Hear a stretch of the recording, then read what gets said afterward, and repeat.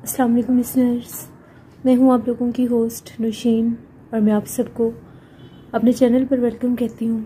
Listeners, इतने दिनों से मैं स्टोरी पोस्ट नहीं कर रही थी।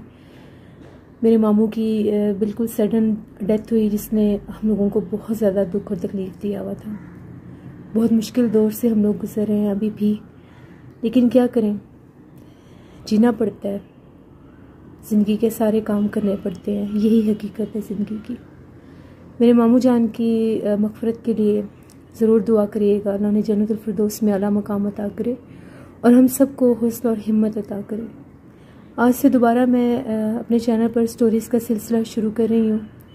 जिस दिन मामू की डेथ हुई है उस दिन मैंने स्टोरी रिकॉर्ड की थी, लेकिन मैं पोस्ट नहीं कर सकी क्योंकि अचानक से उनकी डेथ हो गई। इंशाल्लाह आज ज़रूर स्टोरी पोस्ट करूँगी, तो उसको विज़िट करिएगा। आप सब भी अपना बहुत ख्याल रखिएगा और अपनी ढेरों दुआ में हम सबको ज़रूर याद रखिएगा। बहुत शुक्रिया आप सबका। आज मेरी स्टोरी ज़रूर आएगी और उसको विज़िट करिएगा। अल्लाह हाफ़िज़।